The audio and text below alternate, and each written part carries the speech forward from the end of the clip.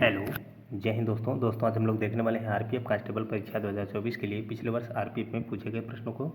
दोस्तों ये सब अति महत्वपूर्ण प्रश्न है, इन सब प्रश्नों को आप लोग अच्छे से याद कर लीजिएगा। आइए देखते हैं। इसमें पहला प्रश्न है दोस्तों, दिल्ली के किस सुल्तान ने भारत में नहरों का जाल बिछाया था? अलाउद्दीन खिलजी, फिरोज शाह तुगलक, गयासुद्दीन तुगलक, बहलोल लोदी। तो इसका आंसर क्या होगा? तो इसका आंसर होगा option number B, Firoz Shah Tughlaq. अगला प्रश्न है दोस्तों, जैन धर्म के 23वें तीर्थंकर पार्श्वनाथ का जन्म कहाँ हुआ था? जैन धर्म के 23वें तीर्थंकर पार्श्वनाथ का जन्म कहाँ हुआ था? प्रयागराज, कुशीनगर, वाराणसी, मेरठ। तो इसका आंसर होगा ऑप्शन नंबर सी, वाराणसी में। अगला प्रश्न है, शुंग वंश का अंतिम राजा कौन था? शुंग वंश का अंतिम राजा कौन था? पुष्यमित्र, भवभूति, देवभूति, शशांक। तो इसका आंसर होगा ऑप्शन नंबर सी, देवभूति। अगला प्रश्न है, भारत श्रीलंका से किसके द्वारा अलग होता है? करा स्थल संधि, पनामा स्थल संधि, पाक जल संधि, जिब्राल्टर जल संधि। तो इसका आंसर होगा ऑप्शन नंबर सी, पाक जल संधि के द्वारा। अगला प्रश्न है, डेविस कप निम्नलिखित में से किस खेल से संबंधित है? डेविस कप निम्नलिखित में से किस खेल से संबंधित है? Badminton, football, hockey, tennis. तो इसका आंसर होगा ऑप्शन नंबर डी, टेनिस से। अगला प्रश्न है, संविधान सभा ने भारतीय संविधान को कब अपनाया था? संविधान सभा ने भारतीय संविधान को कब अपनाया था? इसका आंसर क्या होगा? तो इसका आंसर होगा ऑप्शन नंबर ए, 26 नवंबर 1949 को। इसीलिए 26 नवंबर को संविधान दिवस या विधि दिवस के रूप में मनाया जाता है। अगला प्रश्न है, रोवर्स कप निम्नलिखित में से किस खेल से संबंधित है? रोवर्स कप निम्नलिखित में से किस खेल से संबंधित है? Volleyball, cricket, football, hockey. तो रोवर्स कप का संबंध जो है फुटबॉल से है। इसका आंसर होगा ऑप्शन नंबर सी। अगला प्रश्न है, भारत में नागरिकता अधिनियम किस वर्ष पारित हुआ था? भारत में नागरिकता अधिनियम किस वर्ष पारित हुआ था? 1959, 1955, 1951, 1964। तो इसका आंसर होगा ऑप्शन नंबर बी, 1955 में। अगला प्रश्न है,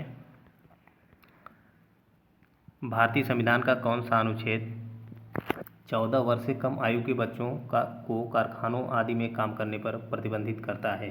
अनुच्छेद 26, अनुच्छेद 24, अनुच्छेद 23, अनुच्छेद 25। तो इसका आंसर होगा दोस्तों ऑप्शन नंबर बी, अनुच्छेद 24। अगला प्रश्न है, भारतीय संविधान का कौन सा भाग राज्यों के नीति निर्देशक सिद्धांतों से संबंधित है?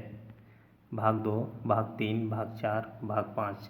तो इसका आंसर होगा ऑप्शन नंबर सी, भाग 4। अगला प्रश्न है, जब न्यायालय को पता चलता है कि किसी व्यक्ति की गैर कानूनी गिरफ्तारी हुई है, तब कौन सी रीट जारी की जाती है? बंदी, प्रत्यक्षीकरण, अधिकार परीक्षा, परमादेश, उत्प्रेषण। तो इसका आंसर होगा ऑप्शन नंबर ए, बंदी प्रत्यक्षीकरण। बंदी प्रत्यक्षीकरण। अगला प्रश्न है,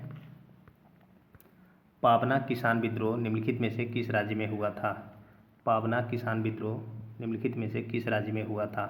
असम, पश्चिम बंगाल, केरल, गुजरात। तो पाबना किसान विद्रोह जो है पश्चिम बंगाल में हुआ था। इसका आंसर होगा ऑप्शन नंबर बी। अगला प्रश्न है, लिंगन मक्की बांध निम्नलिखित में से किस नदी पर बनाया गया है? लिंगन मक्की बांध निम्नलिखित में से किस नदी पर बनाया गया है? शरावती, यमुना, कृष्णा, तुंगभद्रा। तो इसका आंसर होगा ऑप्शन नंबर ए, शरावती नदी पर। अगला प्रश्न है, निम्नलिखित में से कौन सा राज्य सूरजमुखी की खेती में अग्रणी है? उत्तर प्रदेश, कर्नाटक, पंजाब, राजस्थान। तो इसका आंसर होगा ऑप्शन नंबर बी, कर्नाटक। अगला प्रश्न है, पिछौला झील निम्नलिखित में से किस राज्य में स्थित है? पिछौला झील निम्नलिखित में से किस राज्य में स्थित है? सिक्किम, मणिपुर, राजस्थान, महाराष्ट्र। तो इसका आंसर होगा ऑप्शन नंबर सी, राजस्थान में। अगला प्रश्न है, दरिंगबाड़ी हिल स्टेशन भारत के किस राज्य में स्थित है? दरिंगबाड़ी हिल स्टेशन भारत के किस राज्य में स्थित है? पश्चिम बंगाल, ओडिशा, महाराष्ट्र, केरल। तो इसका आंसर होगा ऑप्शन नंबर बी, ओडिशा में। अगला प्रश्न है, निम्नलिखित में से कौन सा एंजाइम वसा को तोड़ने में मदद करता है? निम्नलिखित में से कौन सा एंजाइम वसा को तोड़ने में मदद करता है? तो इसका आंसर क्या होगा? तो इसका आंसर होगा दोस्तों ऑप्शन नंबर ए, लाइपेज। अगला प्रश्न है, मानव रक्त का पीएच मान कितना होता है? मानव रक्त का पीएच मान कितना होता है? तो इसका आंसर होगा ऑप्शन नंबर बी, 7.4। अगला प्रश्न है, कार्निया के पीछे एक गहरे रंग की पेशीय संरचना होती है जिसे क्या कहा जाता है? तो इसका आंसर क्या होगा? तो इसका आंसर होगा दोस्तों ऑप्शन नंबर सी, परितारिका, जिसे आइरिस भी कहते हैं। अगला प्रश्न है, निम्नलिखित में से किसे सेरीकल्चर कहा जाता है? निम्नलिखित में से किसे सेरीकल्चर कहा जाता है? अंगूरों की खेती, मत्स्य पालन, रेशम कीट पालन, फलों को उगाना। तो इसका आंसर होगा ऑप्शन नंबर सी, रेशम कीट पालन। ओके दोस्तों, और अंगूरों की खेती विटीकल्चर कही जाती है। ओके दोस्तों, तो दोस्तों इसी प्रकार की आरपीएफ से संबंधित प्रीवियस से पूछे गए प्रश्नों को देखने के लिए चैनल को सब्सक्राइब कर लें दोस्तों। आपको आरपीएफ के जीके प्रीवियस से पूछे गए जीके मिलते रहेंगे। ओके, जय हिंद दोस्तों।